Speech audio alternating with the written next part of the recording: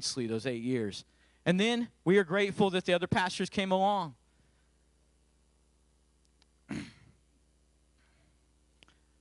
There were times where we debated Scripture. I think I remember Dale's very first lunch with us. I think we debated Scripture the whole time we were at lunch. And we never really came. But the thing is we could do that with each other, and then we were like, okay, whatever. And we just go on, right?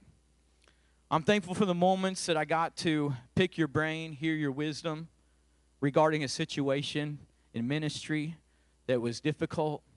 I appreciate your vulnerability, your humility, and your love has been inspiring in my life. I'm thankful that just because you are retiring, our relationship runs deeper than a work relationship. Faith Chapel is better because you have been at the helm for 28 and a half years. Sandra, you always have a special place in my heart. I always love staff meetings and seeing your heart as you cried for people, as you prayed for them. A lot of people don't get to see that side of Sandra, but I did. A lot of people got to see the bulldog Sandra. But she does have an empathetic side. She does. It's there. I'm telling you. And it's awesome to see. And I'm so grateful that I got to be a witness to that and see your heart and your love for people and the mercy that you extended to people. Even when sometimes we didn't feel like they deserved it, but that's why it's called mercy, right?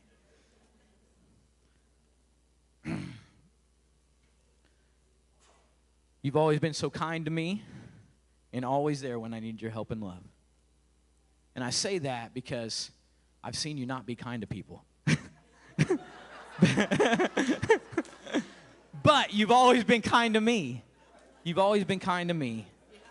And it was justified, okay? I'm just going to tell you. People were not doing what they're supposed to be doing. And so that bulldog had to come out. The bulldog had to come out. You both will always be mentors to me. Man, to sit under your guys' ministry for 13 years, what an amazing blessing. I've learned so much and gained so much because of it. Crystal and I are extremely blessed by your friendship, by your love for us. I mean, we have never doubted for a moment your support. It has been incredible.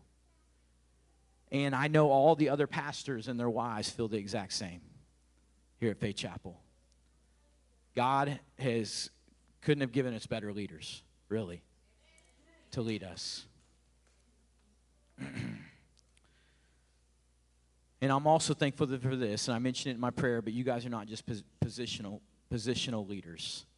You guys are influential leaders. You guys are going to continue to influence people even beyond today, right? Even after December 31st gets here, and like, Brian, I'm retired. No more influencing. I'm not shining my light anymore. I'm done. Nope, that's not them. They will still be around. They'll still be there to love on you. They'll still be there to pray for you.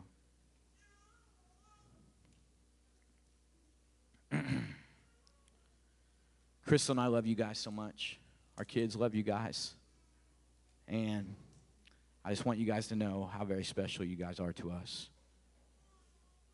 And we want to say thank you for your investment. I'm just sad I only got 13 years of it. But I'm very appreciative of it all.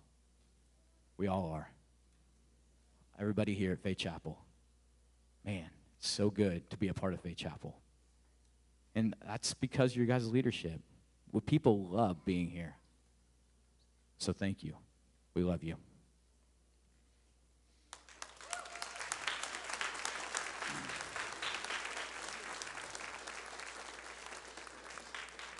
All right, at this time, I would like you to turn your attention to the screen, and Pastor Doug Clay, our National Superintendent of Assemblies of God, is going to share a message.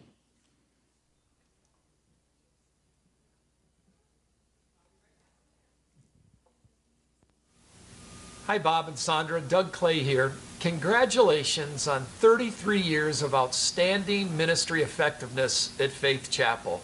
Wow, what an incredible accomplishment. You know, only eternity will truly reveal the impact of your ministry, the influence that you've had on that community and on individuals' lives.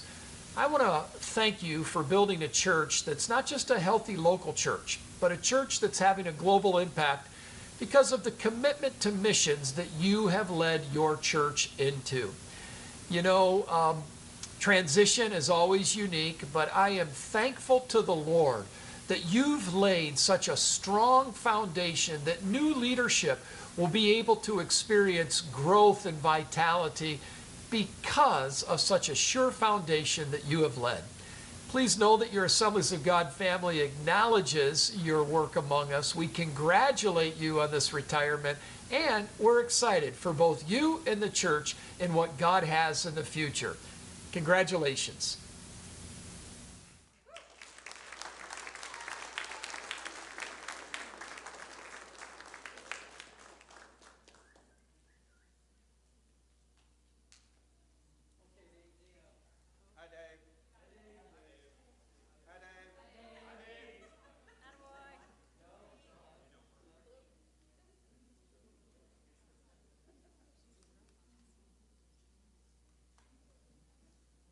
This thing on? All right, all right. So, Pastor John, I guess I can only ascertain is that the blue mic doesn't work because it's closer to black. Whereas, anyway, for some strange reason, they asked me to be MC. I don't know. You know, if you want to see someone come up here and blubber and cry, yeah, I was the obvious choice. I'm gonna try not to do that. And there's a number of stories I could share. And maybe I'll share them later. But first of all, I just want to say thank you guys. It was back in 1997, in May of 97, that these two individuals took a chance on me, and I ended up being their children's pastor for 5 years. And I had the privilege of ministering to children here, and to this day, there's still a number of them that go to the church here. There's still a number of them that will come to me and relay stories of when we gutted the gym out and turned it into a skating rink, and had karaoke night and rollerblade hula hoop, and just a number of things. But thank you, Bob, for that, and Sandra. Sandra and I went to college together, as a matter of fact, 1978, I believe. I went there for a year. She went there for 4 years. Apparently I couldn't handle it, but anyway. So yeah, she was mean to me. I was like the training ground for her being no. But which worked out well since Bob was a therapist. It was just, it was a natural place for me to come. Anyway, it's going to be my pleasure right now to ask Bobby and Heather to come up, and they're going to spend some time sharing.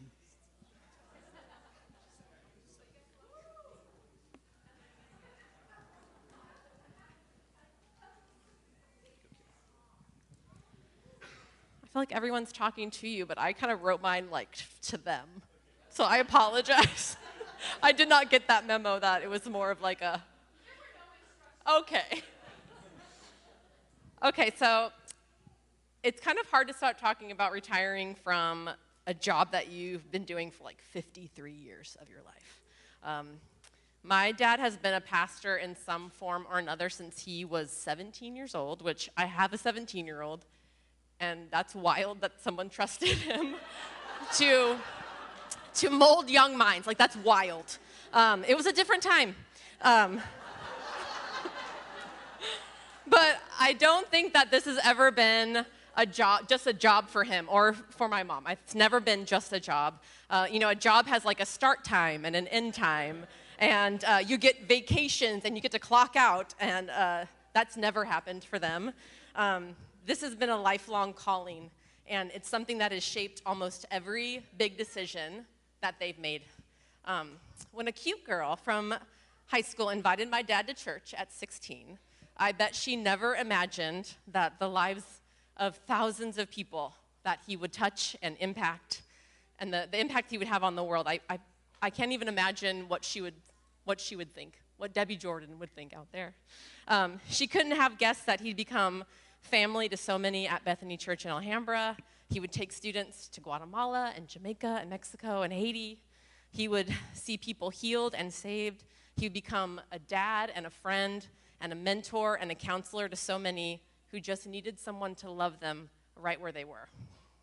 And I'm sure Debbie didn't see him moving his family all the way across the country to Overland Park, Kansas, when God told him to. But there, he did it again. He built another youth group that was bound together for life. There's a ton of us that still go to church here. A lot of us are related somehow. We married everybody, and And he built another youth group and became senior pastor that led to 4 campuses under one name. Each campus unique, but all united in loving God and reaching the lost. 28 years as senior pastors, 32 years at Faith Chapel. It's incredible. Most pastors don't stay somewhere for so long. I've really only ever known two church homes besides our small time in the Netherlands, but it was very intentional to my mom and dad that they made a home at their churches. They weren't ever chasing bigger and better or flashier. They were chasing obedience. They were chasing God. And God blessed them first with Bethany and then with you guys at Faith Chapel. That stability also gave Bobby and I, that was kind of something rare as for pastors' kids. It gave us a sense of home. We felt settled. Our friends became family. Church members became our aunts and uncles and our cousins and our siblings and our grandparents. And through it all, my parents made sure that we knew that we were the priority. I never once felt that my parents put the church ahead of us. They made it really easy to be a PK, and they made it easy to love a church and to serve others. There was one time that my dad did give us a little bit of PK guilt. Where's Philip? Is Philip still here? Okay. So he went on one time when we were young telling us how much we just have in our very old home in a very rough neighborhood. But told us, you guys have so much. Wouldn't it be amazing to give your Nintendo to these missionary kids in Haiti? And we did not think it was going to be great, but we listened to my dad's heart, and we gave it to Philip and to Jonathan. And I'm not bitter. So I hope that you guys played that thing till it died, okay? But that's who my dad is. That's who my parents are. They're generous. They're selfless. They're joyfully serving God. I did spend countless hours in churches, in church offices, sleeping in church pews, playing secretary in the offices, sleeping underneath conference tables. But I loved it because he loved it and they loved it. I loved serving because they loved it. They never complain about the late night calls, the counseling sessions, the sermon prep. They just love people and they love God, and they've always been the hardest workers that I know. And they instilled that into us, and to know that it is a privilege to serve God and to serve others. Now, a little bit about my dad.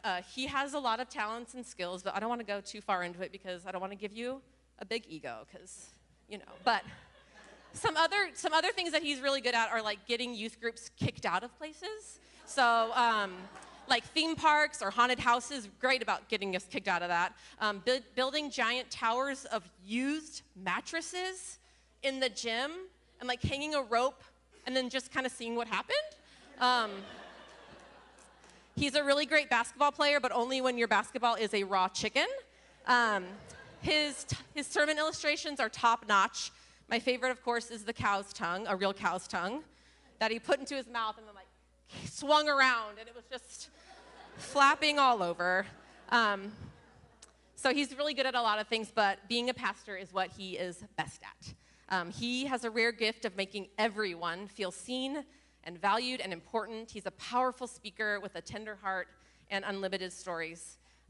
Now, while Bobby and I are Bob's kids, we are definitely not the only ones.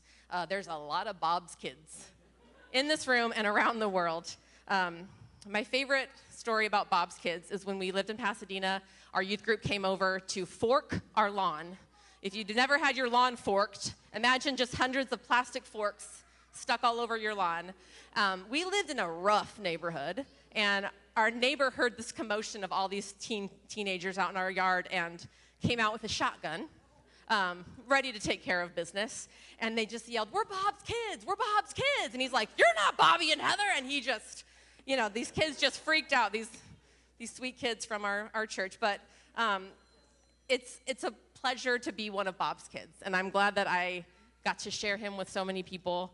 And I never was jealous of the fact that I had to share him. You made it so easy to share. And it was just, yeah. But the best thing that ever happened to my dad and his ministry is marrying my mom. They are, the best thing that ever happened, They are the perfect team. I mean, they just balance each other out. She is the organization to his chaos. He is the empathy to her, we can call it her drive, When God told them to move from California to Kansas, he was preparing them for what was ahead. And they built a vision of one church, many campuses, preaching multiple services every Sunday, driving all over the place. And they were just completely committed to what God had called them to do. And I'm sure that you know that no one works harder than Bob and Sandra, from pastoring, organizing, strength training, teaching, counseling, on and on. And we've told them for decades, please slow down. Like, you moved us here to slow down. And then you didn't do it.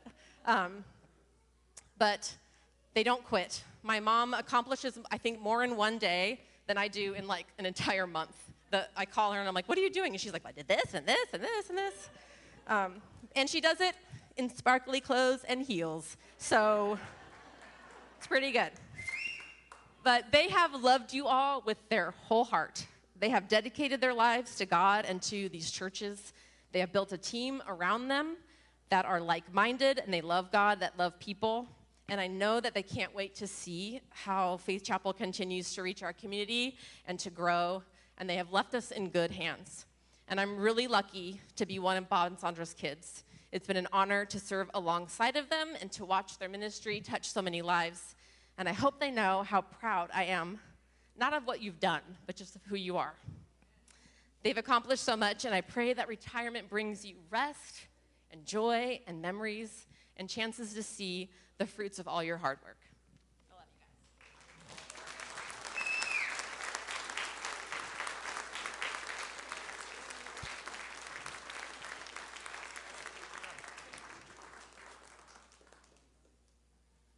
Good evening, everyone. For those that don't know, my name is Bobby Cave, and I am the son of Bob and Sandra Cave. But you may not know that my full name is Robert Mark Cave Jr., so emphasis on the junior. And this person we're honoring today, Bob Cave, that's Robert Mark Cave Sr. So I don't really give many speeches, and I could not pass up this opportunity to just publicly rant and let everyone know how annoying it is to have the same name as someone. So my whole life, I get mail for him, I get phone calls for him, AARP notifications for him, Facebook friend requests, all for the other Bob Cave. My whole life, I was little Bobby, and stand up. My family in California, I'm still little Bobby, okay? I've always been little Bobby, so it takes a very special kind of a person that when they have their very first child and they say, "This is great, what are you going to name him?" And he just said, "You know what, just Ditto," and just no. So when I had my firstborn son, Rollin, who's here, my dad offered us money, real money, to have him be Robert the Third. And I just couldn't do it. He does share our initials, but I couldn't make him the third. So along with sharing his name my whole life, I have heard, just as Heather mentioned, teenagers from youth groups or students from his classes or members of our church talk about his selflessness, his helpfulness, his spirit, his humor, his candor. And when you're a kid and you're a junior, you know, you're always looking up to what that person who gave you their name, and you maybe get a little bit tired of hearing that and wonder, will I be able to ever live up to all of these great things that I'm hearing every day or every week? And now that I look back on it as I am growing old, gray, no hair, and I look in the mirror and I just see my dad, and that's freaky enough as it is, you know, I begin to think about, you know, the word legacy, and those things, you start thinking about them in a different way. And I see all the similarities between myself and him, and the mannerisms and the voice and our hands, you know. I mean, I think now he's probably been mistaken for me just as much as I get mistaken for him, you know, just walking around town. And it has really changed my way of thinking. And now I'm starting to think of, okay, when you know, I remember his 50th birthday party, and I'm turning 50 in a couple months, and I have a family now, and I'm thinking about this legacy of the man who shared his name with me, and instead of annoyance and grumbling, I start to feel that pride and appreciation.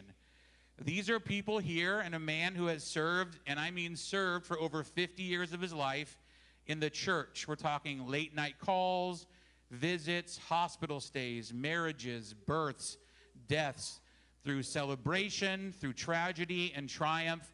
He has been there for so many people faithfully. He has guided people to and through Christ through every imaginable life experience. And this is part of that legacy that I can only hope to live up to in a life that I have to recognize as both incredibly relatable and yet somehow incomparable. So I could talk for a long time. You know, Heather mentioned it, where my dad came from, what he pulled himself out of, how he is the definition of both a self-made man and a humble servant. I could talk about his accomplishments through hardship and pain. I could talk about his adaptability, creativity, innovations. But I think all of you in here, and by looking at all the people in here, know almost all of these things already, and that's one of the reasons why you are here. But I can't do any justice to the legacy of my dad, who I share my name with, his life and ministry, without talking about the real secret of his success, and that, of course, is the doctor, Dr. Sandra Cave. And just so you know, Heather and I have not seen each other's speeches, but here's a real sentence in my speech. Whatever my dad lacks, and that could be a whole other speech, I'm not going to go there, but my mom makes up for with her veracity, her drive, her knowledge, her organization. She really is the secret to his success. She is the glue that holds him together. She holds our family, the Caves, the Vlads together, and she is the one that without whom we would all be lost. So, Mom, hope you know I love you, but maybe even more than love, how much I appreciate your heart, your spirit, your willingness to do whatever it takes to help whomever needs it. You are my role model, and I can't imagine life without you. I'm so proud to see what you have done as a fellow senior pastor here at Faith Chapel. It has been progressive, forward-thinking, and something that is only now beginning to be appreciated in our district, in our state, in our area. It has been amazing seeing you transition from teacher to then speaker, and then leader, and then pastor's wife, and to pastor. So I'm so grateful to have witnessed that, and I'm so honored to have been just a little small part of it. So amazing. So as I wrap up, what I wanted to end with is what I think is the most important tenet of my parents' ministry, and that before all things, my mom and dad are people who love. And in this day and age, and in the time that we are in right now, I truly believe that this is their most important characteristic, and the one modeled the most from Jesus himself. They love. They love each other. They love their life they have built together. They love their kids. They sacrifice for them again and again. They love their grandkids, who adore their Papa and Gigi, probably more than their parents, let's be honest. They have loved everyone who has been a part of their staff, their boards, their fellow pastors. They have loved their churches, all the people that have walked through the doors of whatever church they have served in, whether it be in California or Kansas. And they have shown me, as Christ did, the commandment to love your neighbor through their love for the sick, the poor, the immigrant, the criminal. And I know that it's their love that has brought so many people here, and why it has been so hard for them to actually really retire. Because they love what they do, but they love to serve and love the people they serve even more. And that's a legacy that my sister and I have followed, and are even seeing followed into our children, the idea of servanthood, teaching, and the lifting up of others. And that is a truly Christ-like legacy that I am proud to be a part of. So in short, it's not so bad to share your name with someone, I guess, who has done so much for so many keep I can keep getting the phone calls and the mail and the friend requests. And hey, that AARP might come in handy pretty soon. You know what I'm saying? See, because if it means that I am seen as someone who is carrying on a legacy of faithfulness, selflessness, humor, creativity, and most importantly, love, I can handle being called junior or little.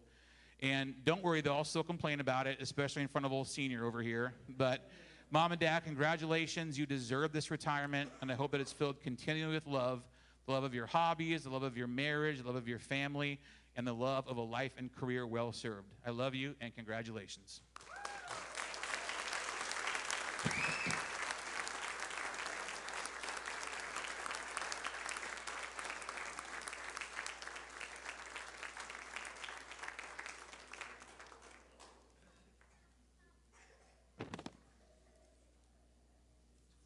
Thank you, Heather and little Bobby. We appreciate that. We're going to have a couple of videos now from back-to-back videos. The first one is going to be by Nathan Sheridan, who is our current superintendent for the state of Kansas, AG, and followed up by our former superintendent for AG Kansas, Terry Yancey. Well, hey, Bob and Sandra, congratulations on faithfully finishing this assignment.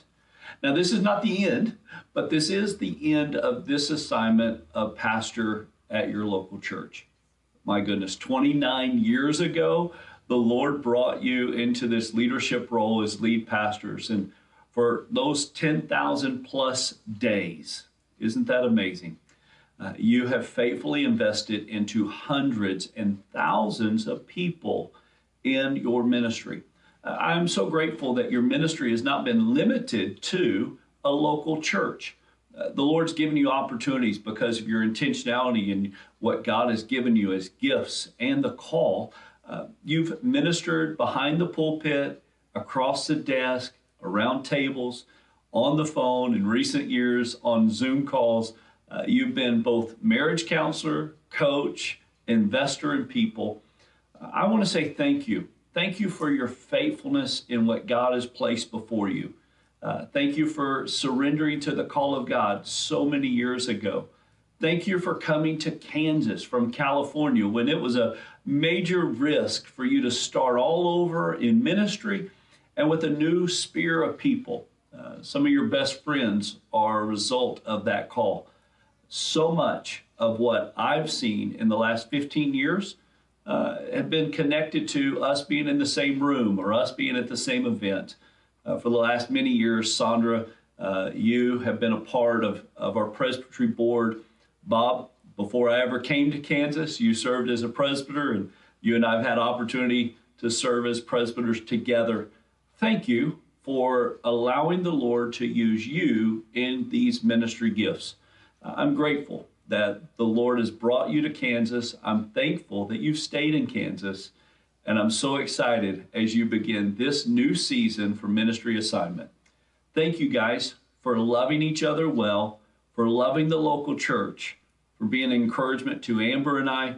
We celebrate you. We applaud this season of faithful ministry.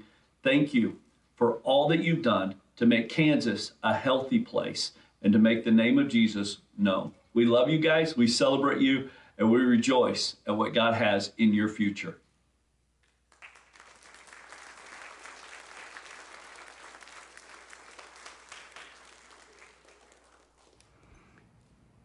Pastors Bob and Sandra Cave.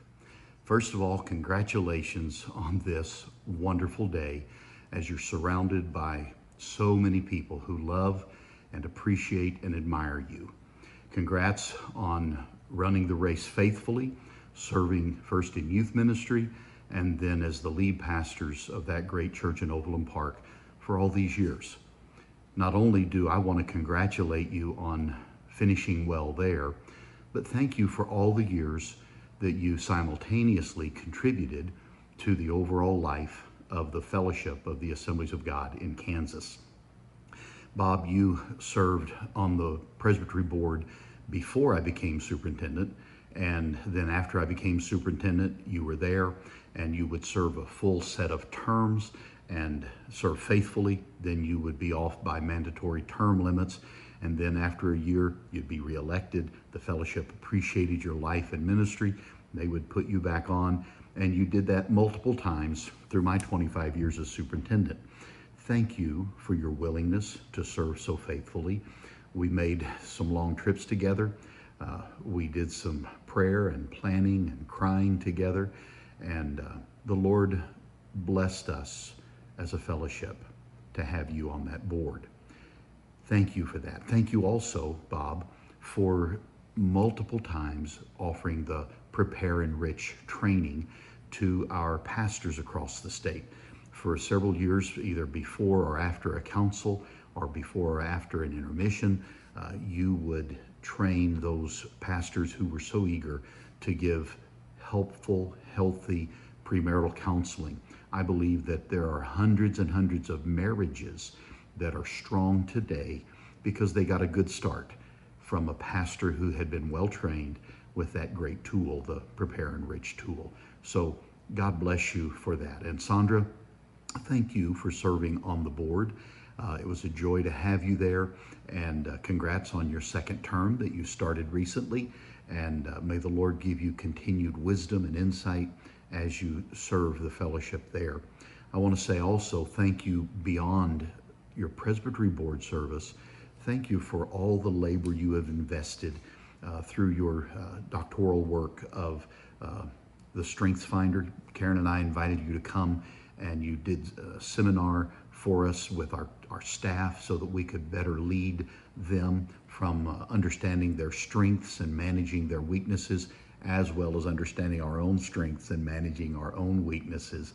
Thank you for that. You remained a resource anytime we needed or wanted to call you and visit further about the strengths. You were such a quick and available help. Thank you for that.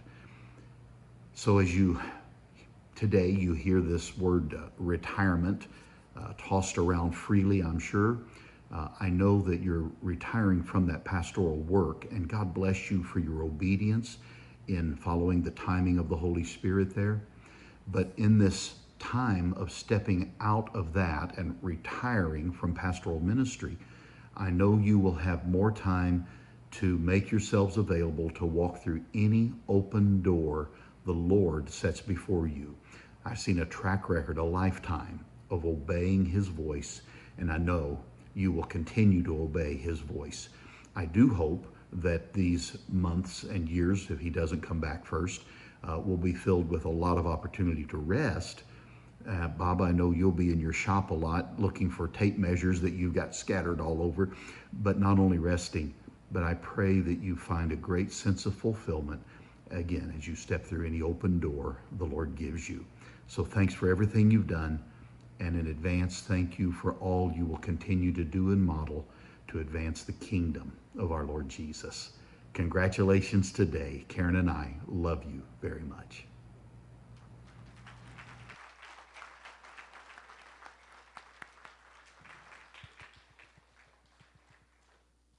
You know, Terry mentioned tape measures. Bob, I still have one of the tape measures that you gave out when your men's Father's Day sermon. That was awesome.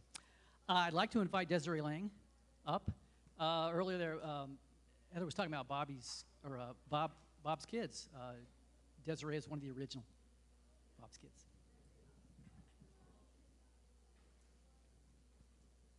Hello, everyone. I don't know a lot of you, but as he said, my name is Desiree, and I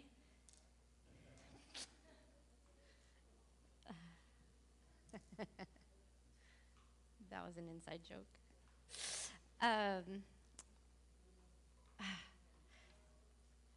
Okay, this paper is not going to stay. Okay. Bob and Sandra, of the too numerous to count people in the world who love you so deeply, I'm already crying. It's just my great honor, thank you, to stand here today. What an honor. But it's also an impossible task, because how do you stand up here and summarize all that you've done and all that you mean? There are a million things I could say, but nothing would do your ministry and your lives justice. You both have always shown me how to love people, how to serve people, how to make others feel seen and known just by loving God and surrendering your whole lives to serving Him. I'm a product of Bob's youth group at Bethany Church, and I'm one of those kids that Heather was talking about that was forking his lawn. And I was the first person at his front door banging on it when the neighbor came out with gun drawn. That would be me.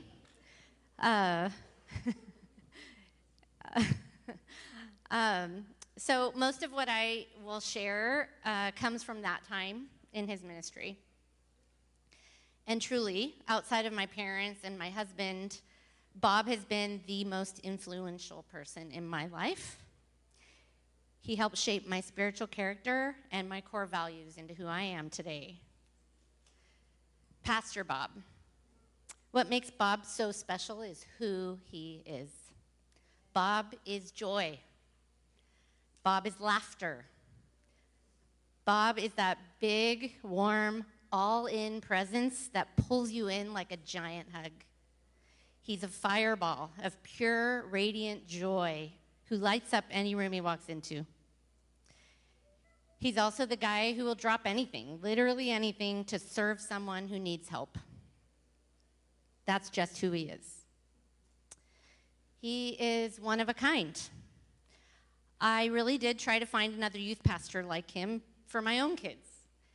I searched high and I searched low, and you know what?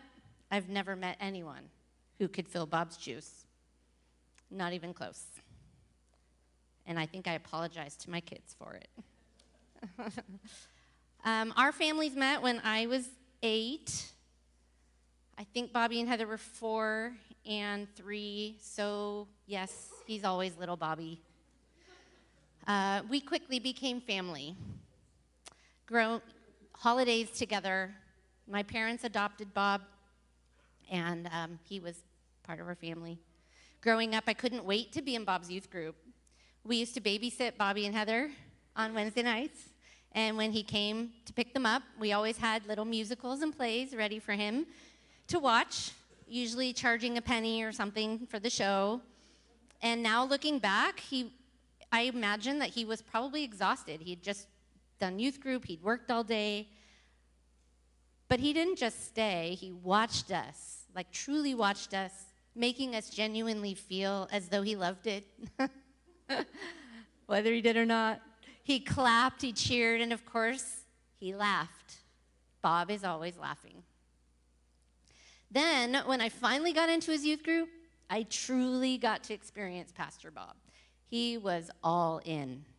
We took so many trips every single year. Youth convention, winter summer camps, Mexico trips, San Diego, Bass Lake, the river, you name it. We did that in 1 year. He even did missions trips, Jamaica, Haiti, Guatemala, as you've heard other people say. I don't know how you did it all. True story, I had to completely change my entire high school schedule 1 year due to a conflict I had with one class. That meant I would miss the river trip. Missing a trip with Bob at the helm was simply not an option. He made everything fun. Everything he touched was full of joy and laughter. And the events he planned, legendary. I'm talking broom ball, old school broom ball, where we shaped our own brooms, taped them with duct tape, decorated them like trophies, and played in ice rinks that probably should have been condemned.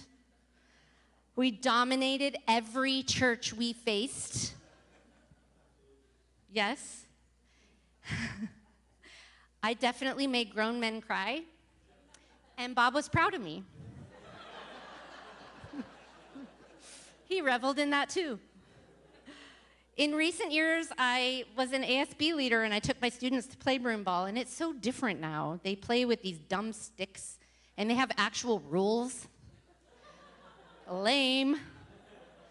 There happened to be a dad there this year that was the first person I'd ever met outside of Bethany Church who had played broom ball the right way.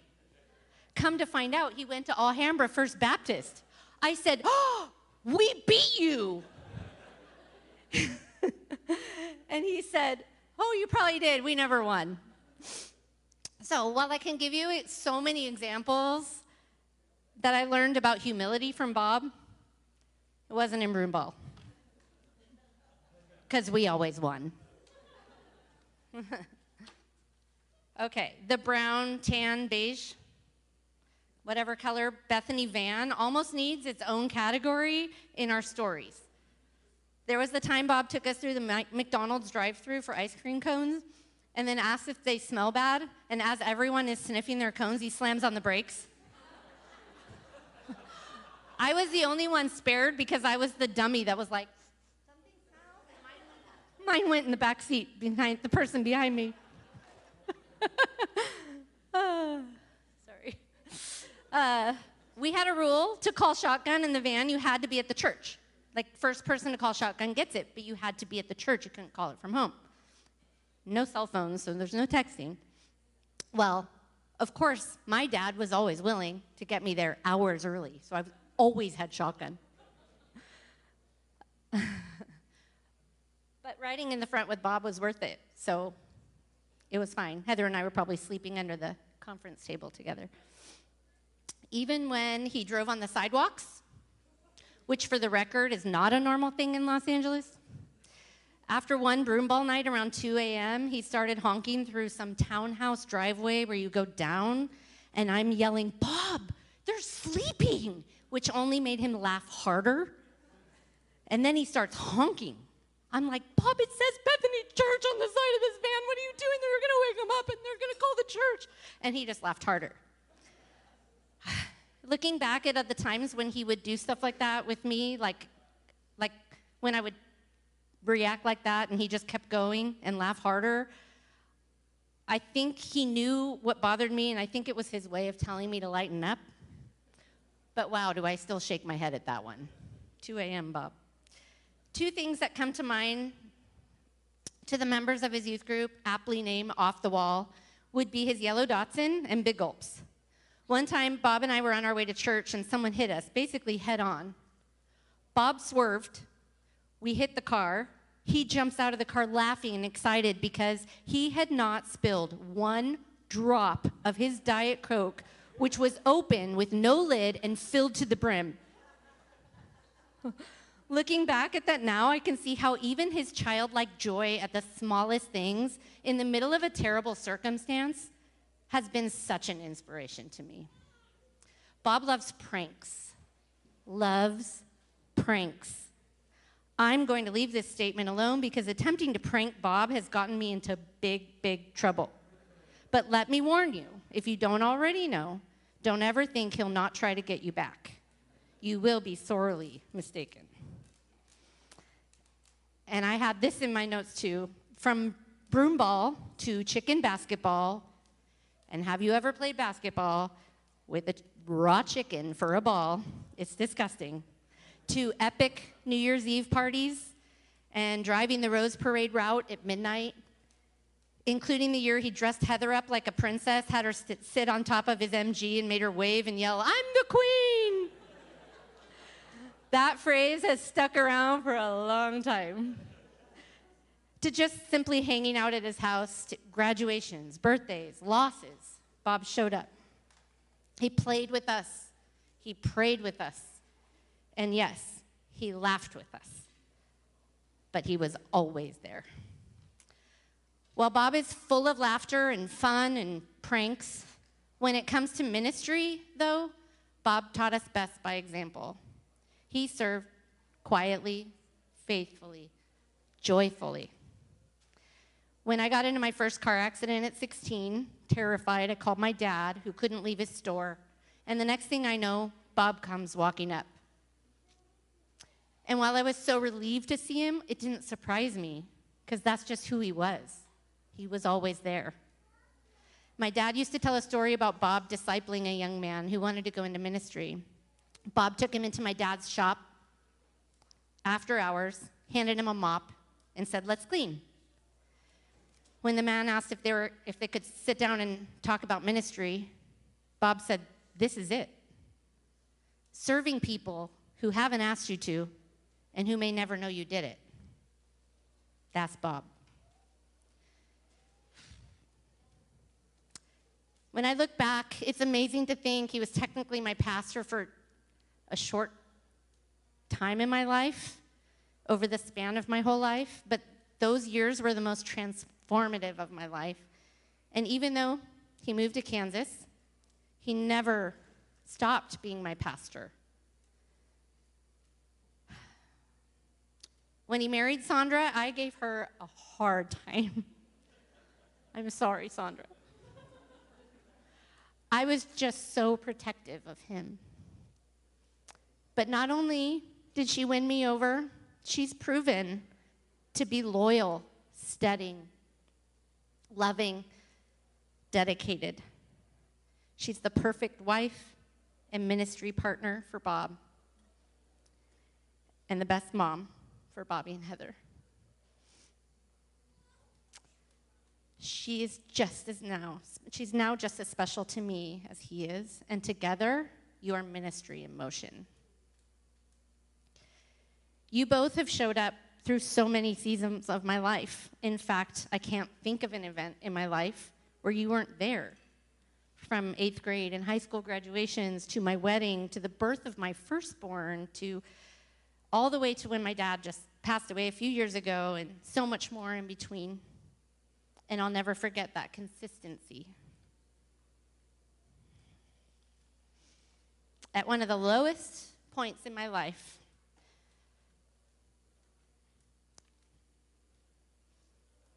my husband, in his great care for me, knew what I needed. He put me on a plane and he sent me to Kansas. Bob and Sandra took me in. They fed me. They cried with me. They cared for me. They loved me. I watched while Sandra was preparing for a church event and getting ready to speak on Sunday, and Bob took phone call after phone call, praying with people, comforting them. I watched them love others so well, and I marveled, just like I always have. Jesus instructed us to love God and love others. Bob and Sandra, that's just what you've done, and it's what you excel at. And after all the words I've spoken tonight, I still can't fully describe your ministry. I haven't even scratched the surface. We have so many more stories, and they're fun, and they make us laugh, but the depth of your service is so much greater. Your love for God is remarkable. Your dedication to serving him, extraordinary. I'm verklempt and unable to articulate my gratitude for all you have done, the seen and the unseen. The generations you have impacted for the kingdom you will never see this side of heaven. You too are actually one of a kind. I will thank God for the rest of my life that he gifted you both to me. And thank you, Bobby and Heather, for sharing them with me. Now, as you head into retirement, your ministry shifts. And I'm so excited to see where God takes you. But for now, the only thing left to say, the only thing that feels right, is simply this: well done. I love you both so much.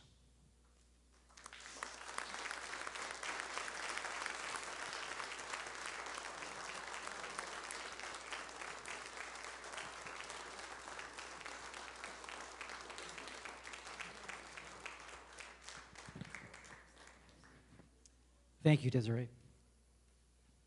Our next video that we're going to watch is by Bob's best friend in the whole world, Jim Joyner. Congratulations, Bob and Sandra, on your retirement. Bob and I both attended Castle Park High School and met while sophomores. That's the 10th grade. I was a new kid. It happened while I was shooting hoops in our front yard, in our driveway, and Bob was walking by. We didn't know each other, and he lived about 2 blocks away. Our first conversation was something like, Bob said, "Can I play?" And I said, "Sure." We quickly became best friends, and it has been sure ever since. We started hanging out with Christians we met, primarily girls, and we came to a saving relationship with Jesus Christ the summer of 1971, between the 10th and 11th grade. My family thought of Bob as a son and treated him so. And he is my brother in so many ways. I even wrote a song in 1979, a riff off of Proverbs 17:17, and it says, "A friend loves in both word and deed, and is born a brother in a time of need." Bob is that brother. We've shared many adventures. I'm reminded of 4 extra days added to our time in Amsterdam after a missions trip to Sierra Leone. We pooled our limited financial resources, taking the train to Belgium, Paris, and back to Amsterdam, running here and there. We basically took turns not getting lost. Whenever we were together, our 2 brains and hearts functioned as a team. They always have. We've been there for each other in good times and bad. When there was only one person I needed to reach out to, it was Bob. Now that I'm married, Julie is first, but Bob is second. We were best men at each of our weddings. It was Bob and Sandra who actually brought Julie and I together. And I have so much about me that I owe to Bob and Sandra. When my mom passed away, Bob showed up at my front door. Bob is my dearest friend and brother next to Julie. My trust in him is deep. Early on, we would end correspondence when we wrote letters with WUL, which stood for With Undying Love. And it's still the same. I have undying love for Bob. I often thought of our relationship in terms of Jonathan and David. And now, Bob and Sandra are retiring. Bob, we could never have imagined where the following 54-ish years would take us after high school. Congratulations, Bob and Sandra, on your retirement. I know that dust will not settle on you. Enjoy this new season, and may God bless you.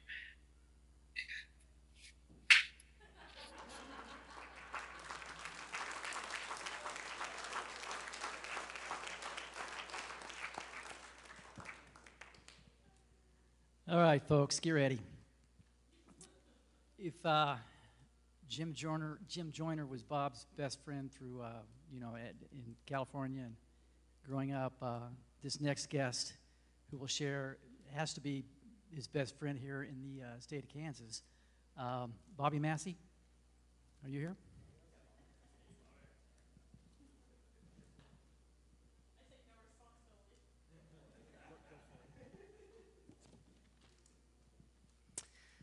All right. Well, let me explain, first of all, how Bob and I met. Some almost 33 years ago. You had just gotten here. I was the coordinator at Wheat State Camp that summer, and I got there to hear these words. So I got a new assistant coordinator for you. He's from Southern California. Now, first of all, I thought, who is this guy from SoCal? I mean, my word, some liberal guy coming into SoCal, into Kansas. And so immediately I was a little skeptical. And then I met Bob, but the way we became bound is because the assistant coordinator has to take pictures of all the cabins. And so we started walking around together, and Bob, we will always be connected by Big Red. Big Red. Take my picture. There was a young lady who had red hair, who wasn't Heather, by the way, and but she immediately began to say to Bob and I, take my picture, take my picture. So everywhere we went, we were connected by Big Red. And so we had a great time that week and became close friends. That began a long relationship that we had together that led to the Bob and Bobby show at every youth convention, all kinds of stuff at camps, numerous summers during camp of me bringing an RV or an old camper, and we would stay in it together and stay up all night and laugh and tell stories and do all kinds of things. And there are youth in this room who probably got in trouble by us, and we were the coordinator, assistant coordinator that had more fun with, let's just say, more fun with cabin inspection than anyone else. And Heather and her cabin would used to write us letters, and it would be to my two favorite Bobs, but she would spell it with two O's instead of one O. And then she would put a line through one of those O's. But we got several of those letters from Heather, and we're grateful for that. So, thank you, Heather. There are 3 fun stories of our many years we spent together that I want to share with you. 3 fun stories, and then I just want to share our spiritual connection. I won't take much longer. 3 fun stories. A few years back, I'm a diehard New York Mets fan, and you might know that the New York Mets played the Kansas City Royals in the World Series. I desired to go to that game, so I called Bob and said, Bob, can you go to the game with me? Let's go together. We'll buy a couple tickets together. And Bob said, I would much rather you take the bigger Royals fan in our family. So he said, how do you feel about you and Sandra going to the game together? Now you got to understand that Beth and I and Bob and Sandra are extremely close. As I will tell you in a little bit, Beth's strengths are the same as Bob's. Sandra's strengths are the same as mine. So I am married to Bob Cave in female form. And so, yes, I get all kinds of input and all kinds of empathy and all those things that I don't have. But nevertheless, I said, sure. So I said to Beth, how do you feel about me going to the game with Sandra? And Beth goes, I think that's a great idea. She's like your sister. And I said, exactly. She is the right sister. She thinks like me. So anyway, we set it up. We go, and we are there at the game. We had told each other we won't take pictures and put on Facebook because as presbyters, it's probably not going to look too good. And because Kent Duncan is here, I want to make sure I say that we would not take any pictures. We wouldn't do anything like that. But we got there, and Sandra, if you ever go to a game with her, has a huge bag of stuff. And so she's carrying that around. She's in full Royals. I'm in full New York Mets stuff. We go walking up, and as we're walking up, this person looks right at Sandra and says, I cannot believe you are with him. And she says, oh, I would never be with him. He's my husband's best friend.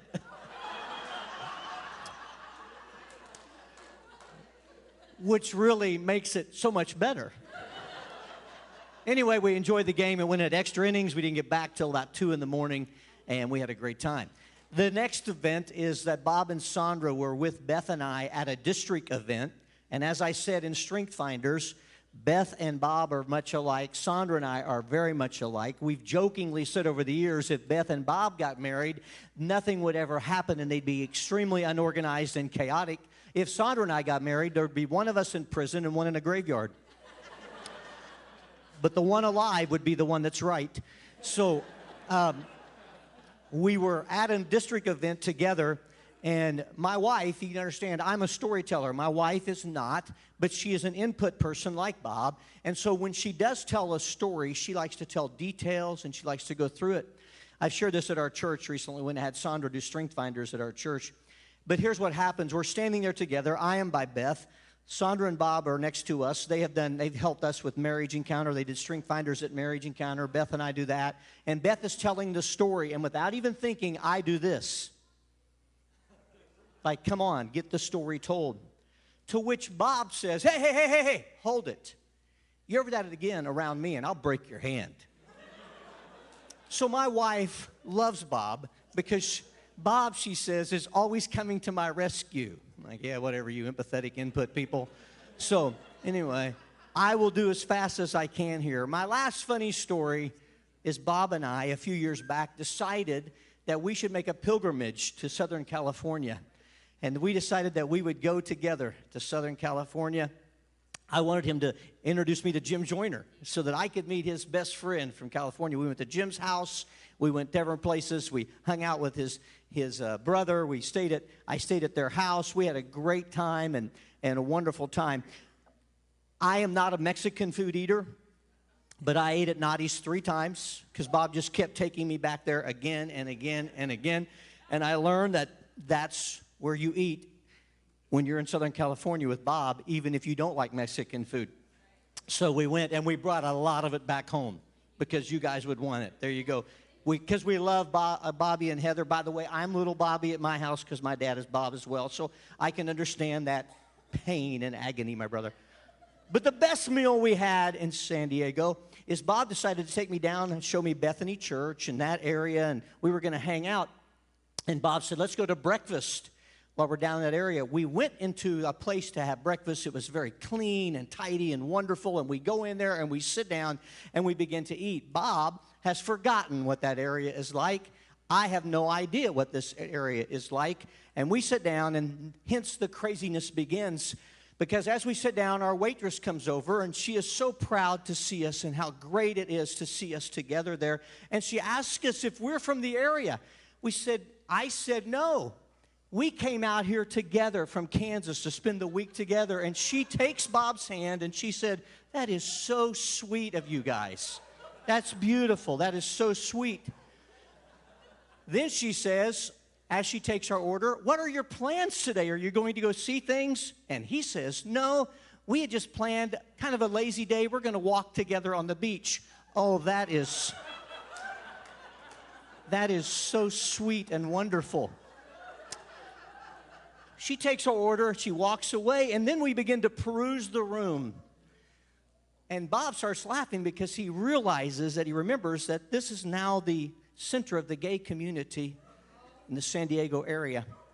And Bob and I are a couple of good old boys hanging out there. And we had our meal together, we laughed, but the problem is everything she said to us and came back and talked to us, there was no way of digging our way out. Everything we said just added to it. So when she left, she was going off duty. And so she decided to give Bob and I. She comes over and she says, just wanted to give you two men something before I leave today. This is on me. I'll take care of this. And it was a beautiful heart-shaped pancake that we could share together.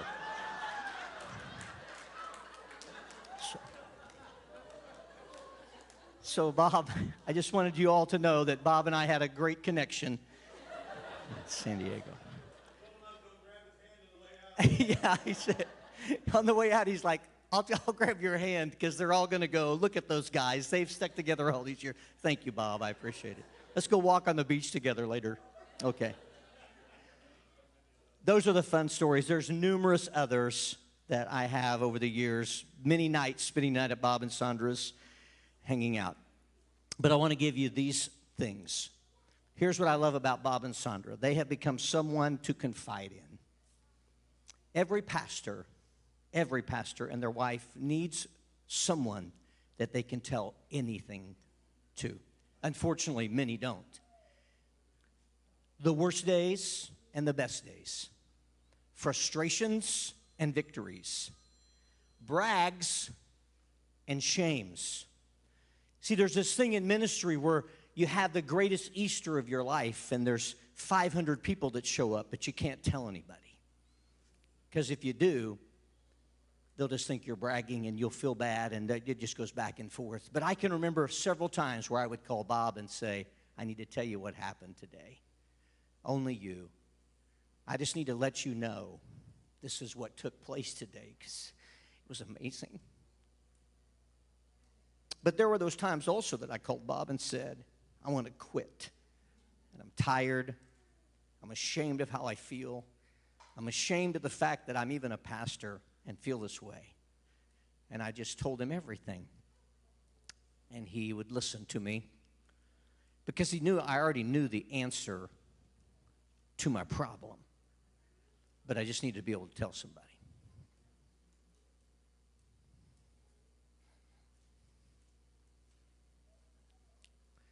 Numerous district meetings that Bob and I have attended over the years, Sandra and I have attended, hashing through red tape, trying to figure out why we can do certain things and can't, finding vision, finding hope, seeing what vision looks like, sharing together, laughing in a room, crying in a room, texting each other during the meeting to say, how are we going to get through this? Third thing that I'm so grateful in spiritual connection, this is a tough one. It's my kids. Beth and I are blessed with 8 children. And as far as my kids are concerned, there is nobody better than Bob and Sandra Cave. No one like them. Years ago, I was driving up here, and I was doing a marriage seminar at another church. 2 of my boys were, one was in like the 5th grade, one of them was in the 7th grade. The one in the 7th grade loved movies. So we went to Bob and Sandra's to spend a couple nights. And when we went down the stairs, Lucas said, "This is the greatest day of my life."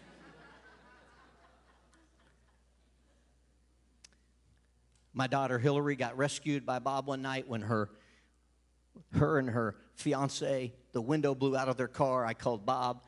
It was weird. The temperature changed. They came out of a concert. I called Bob. He rescued them. They spent the night there. My kids will tell you there's nobody better than Bob and Sandra. And to Beth and myself, it's one thing to love us, but man, if you take care of our kids and love our kids, there's nothing better. Our youngest son,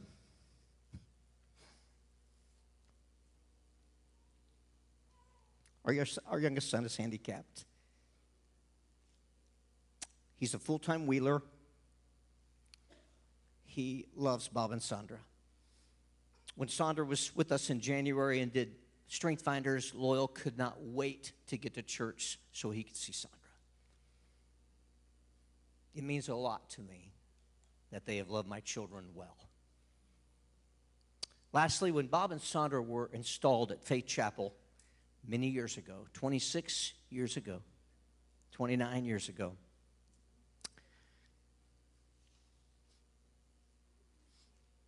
they asked me and Beth to come and install them. And at that time, the Lord gave me a blessing to pray over them that was hung up in Bob's office for a long time. And as they retire from this long tenure of ministry, we're looking back as older people, and we're saying, let's finish well. Because, Bob, when we met those many years ago, you would have been in your 30s, and I was in my 30s. And now I'm in my 60s, and you have turned 70. And we want to finish well. So, sitting down with Beth the other night, I'm sorry that Beth couldn't be here. She directs a drama team that's meeting tonight. We put together another blessing that I want to say over you tonight.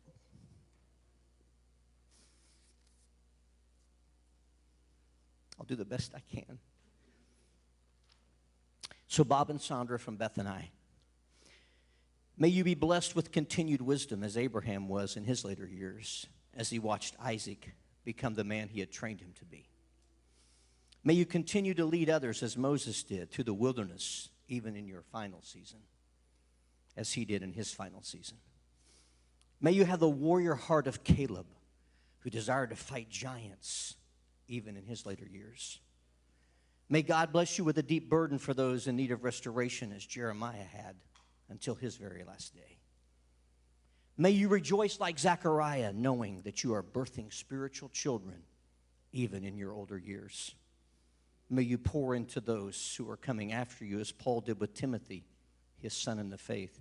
And may your testimony be as it was with Paul to Timothy, when he said, as the book of his ministry life was approaching, the final chapters he would write to Timothy, may it be said of Bob and Sandra Cave today, they have fought the good fight. They have finished the race. They have remained faithful. I love you, Bob and Sandra. May God richly bless you.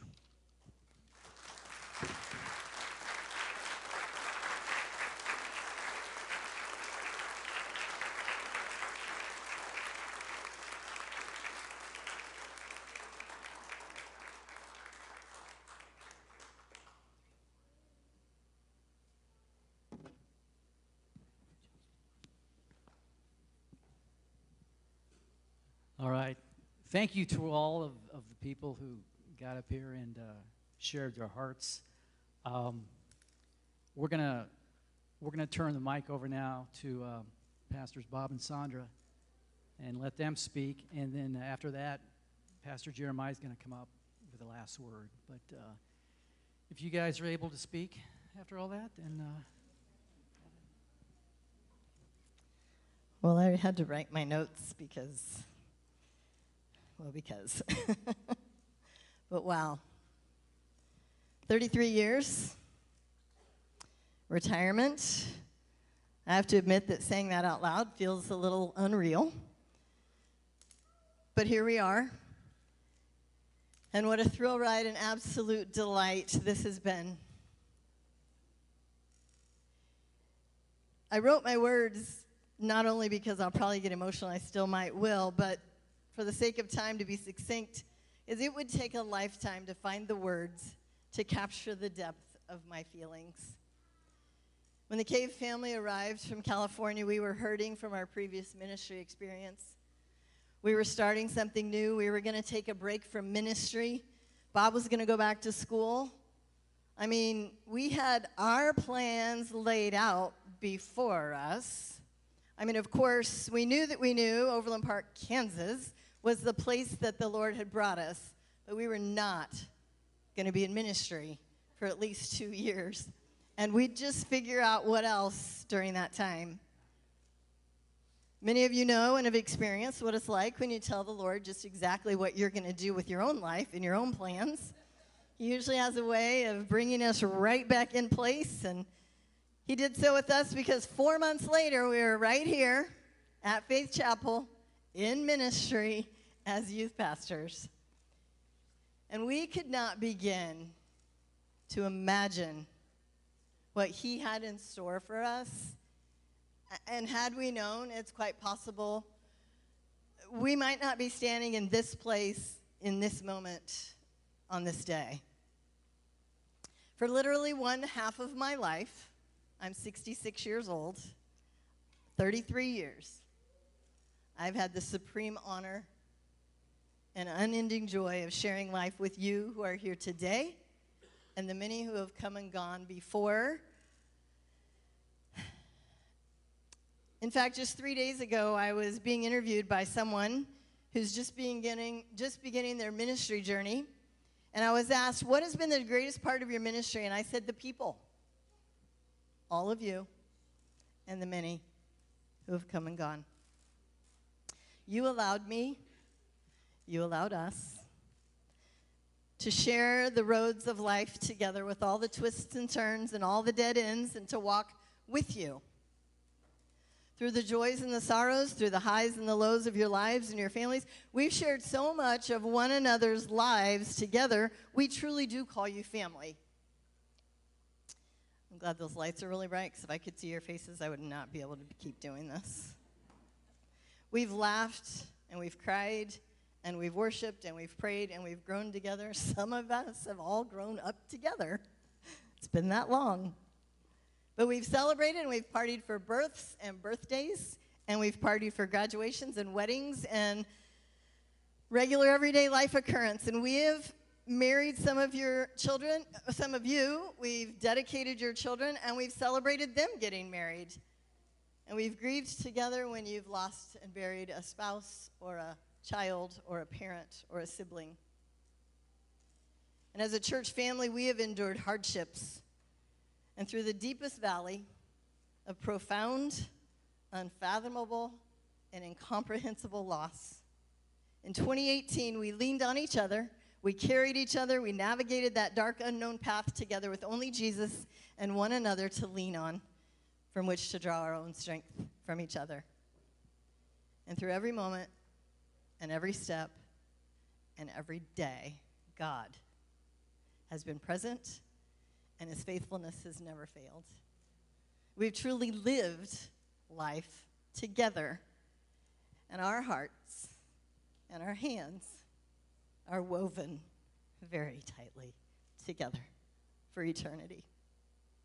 Standing here today, I feel an overwhelming sense of gratitude. You have loved us freely. You have supported us endlessly. You have cared for us so generously. These last 33 years have been an absolute sacred privilege. And I'm reminded of the Apostle Paul's words in Philippians 1, 3 through 6. I thank my God every time I remember you. In all my prayers for all of you, I always pray with joy because of your partnership in the gospel from the first day until now, being confident of this, that he who began a good work in you will carry it on to the completion until the day of Christ Jesus.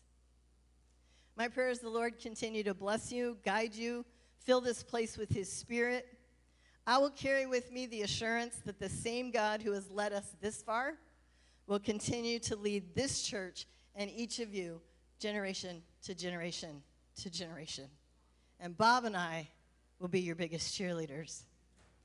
We may be retiring from this assignment, but we will never retire from loving you or Faith Chapel. The call to follow Christ and to love and serve people does not retire. It simply changes pace and direction. And from the depth of my soul, thank you. And first, thank you to my amazing children, Bobby and Julia and Heather and Jeremy. And to our grandkids, Jasper and Remy and Violet and Rollin and Declan. You've shared this life and this ministry and our calling together. And I love you. Your dad and I, your papa and I could not have kept going. We could have not done it without you being all in with us. Thank you. Thank all of you for coming. Thank all of you for what you've done for us. Thank you to Crystal and friends, and I don't know, there's a gazillion people who planned this amazing celebration, and I and Bob are truly humbled. It was overwhelming as people kept pouring in. Thank you for each one of you for your love and prayers. Thank you for your kindness, your faithfulness, your friendship. I will carry the memories of this church these years in you, our people, our friends, our family, embedded in my heart forever and ever. It has been my joy and my honor to serve you, and I love you.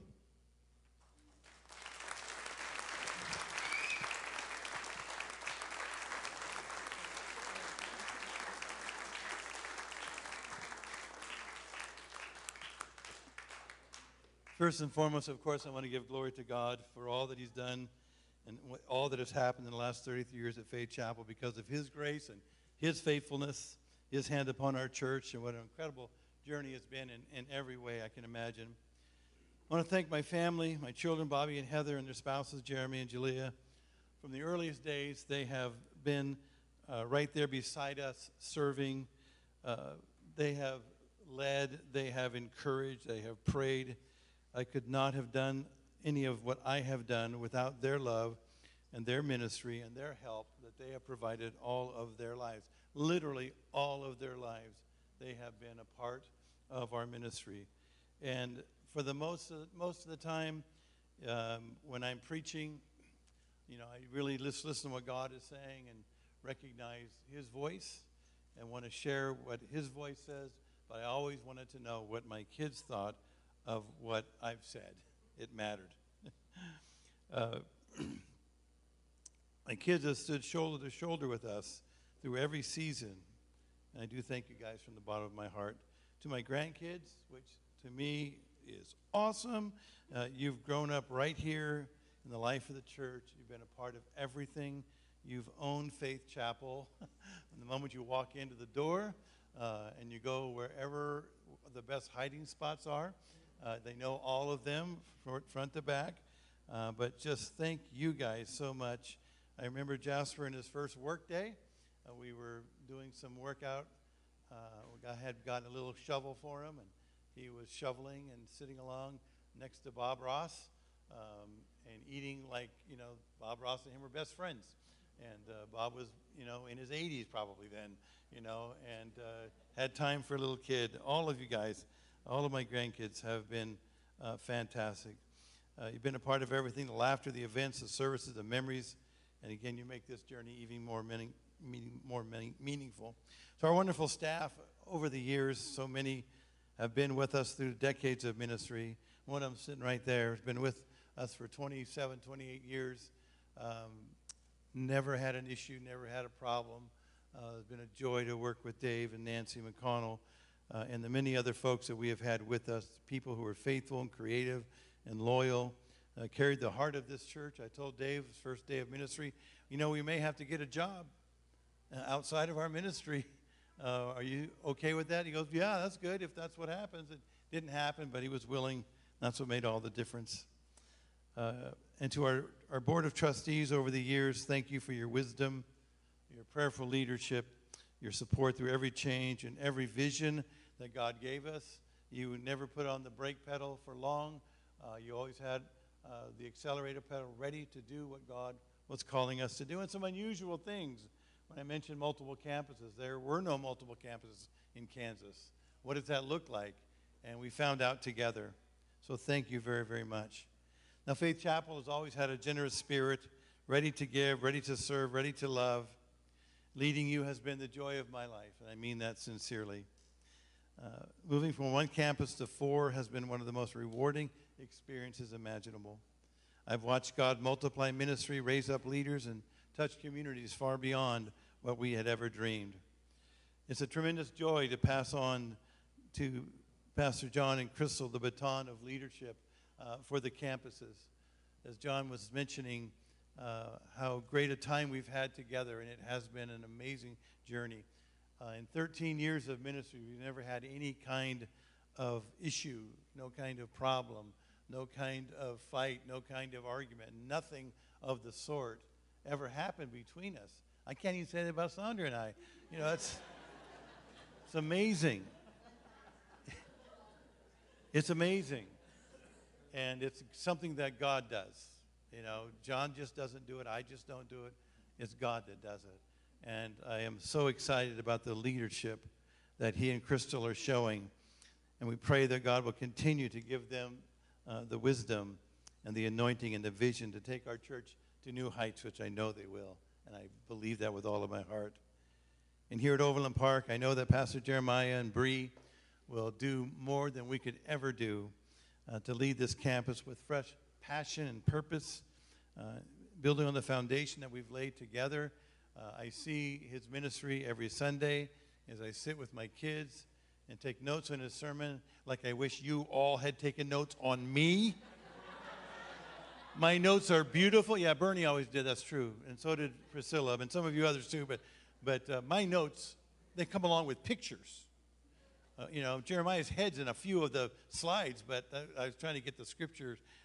I love taking notes. I love listening to what he has to say. And I am confident, without a doubt, that God is going to do great things here through their ministry. It's going to be amazing. I can't wait to see what God will do. Serving our district has been such a great joy. Thank you, Kent and others who came today to be with us here. Vance Cawthon and his wife, Linda, were here. I don't know if they're still here, but they are mentors of mine, people that I love so much. And for them to come made me cry. It was fantastic. But I've served there in the district for a long, long time to encourage and equip ministries and ministers in the churches in Kansas, and it has been my joy. And truly, I have to say at Faith Chapel, it's been a 33-year honeymoon. And I mean that sincerely. I have loved serving. I love the people. I love the people I've served at Bethany Church in Alhambra, at Castle Park Assembly of God, at Calvary Temple Assembly of God in San Diego. My joy has been these 33 years. I love people here, every family, every campus, every moment has been fun, exciting, challenging, and deeply rewarding. And again, without a doubt, the best 33 years of my life. And I want to thank Pastor Mel and Peggy Jones. Mel and Peggy here.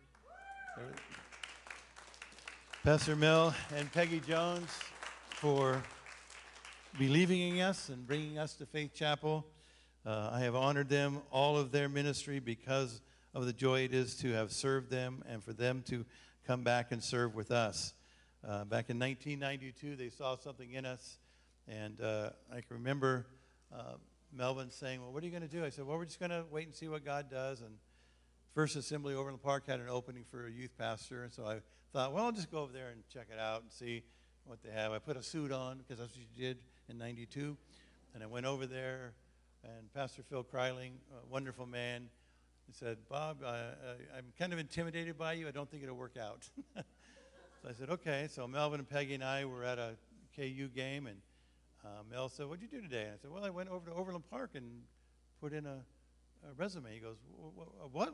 I thought you were going to take some time off. I said, well, I just thought, I want you to work for me. I said, well, you have a youth pastor. Well, I'm going to fire him, you know.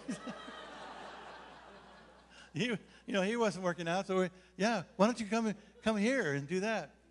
So I remember walking in the doors, and I was praying about what God wanted to do, and I said, Lord, you know me. I mean, I'm not one that always puts down a fleece before the Lord, but I said, God, I just need to know that this is where you want me to be. And in order for me to know that, I need something familial to happen. I need to feel that this is where you want me to be. And I walked in the back door, and from right about here on the stage, I heard someone say, Bobby Cave? Now, if you know me, Bobby Cave, that's best friends, old friends, and San Diego friends. Bobby Cave? And I was like, Lord. I got a little goosebumps right there. Bobby Cave, what are you doing here? And I said, well, this is where I'm going to church now, I guess. And it was one of our missionaries, Wayne Francis, who was coming to speak that day. And that was what I asked God for, and that's what God gave me. And it has been something, again, that I've never doubted ever. When I told Bobby and Heather that we're going to move to Overland Park, Kansas, I think I may have promised a pony that they never got, but they were in high school. And, that's difficult to get kids to move away from their Los Angeles high school and move to Kansas, to the whitest high school ever, at Blue Valley High. And they came, and, we had very little rough times about that. They were troopers and phenomenal. And the love that we felt from the moment that Mel and Peggy asked us to come here and become a part of what became their family. And then when Bobby married Jalea, who was like one of the top 3 youth group kids I've ever met, was Jalea.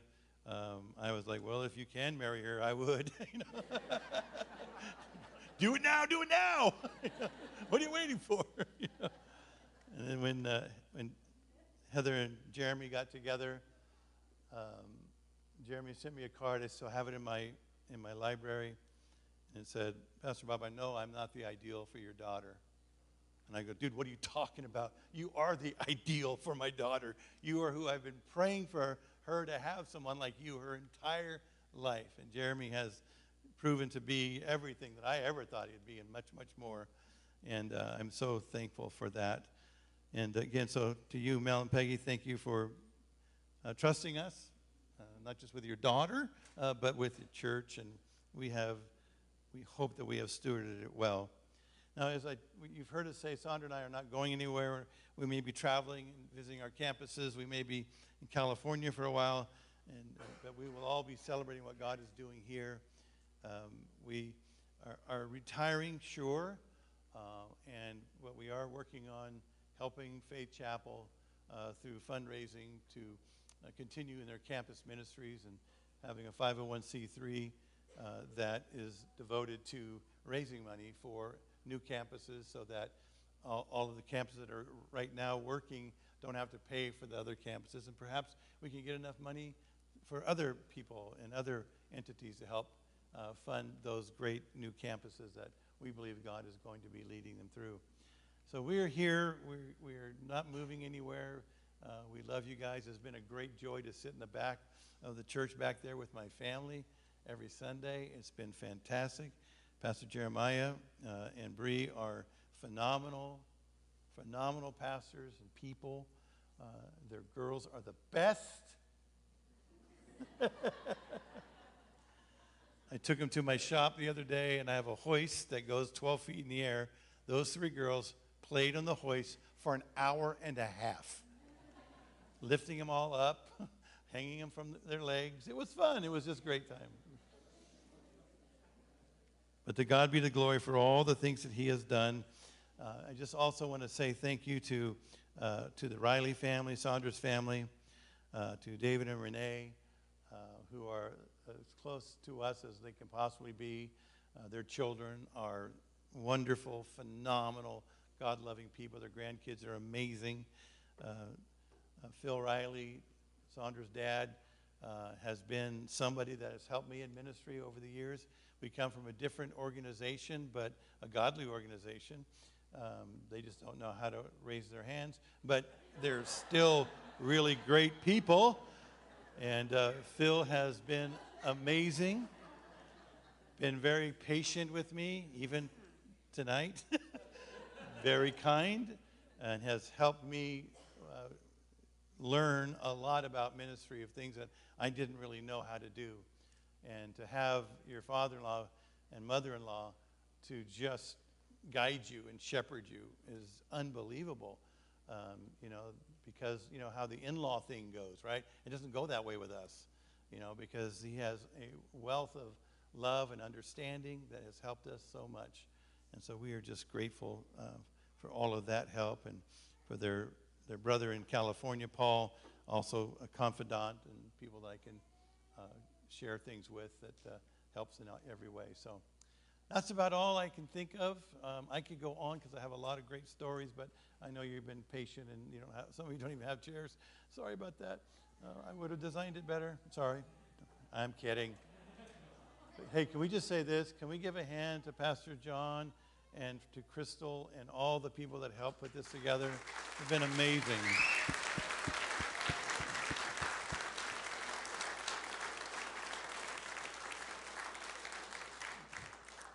We love you guys so much.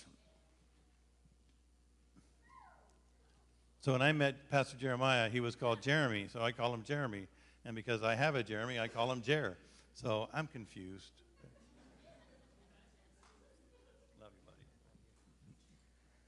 I've been instructed to pray over you guys. So if you would come up here, Faith Chapel staff, if you want to come up to also help pray over Bob and Sandra. We're going to close this evening with a prayer over them. Don't stand behind me. That's weird. Come up here. Come up here. I've also been told to tell you all to grab a handful of food on your way out because there's too much on the tables. So please. But let's pray over this amazing couple.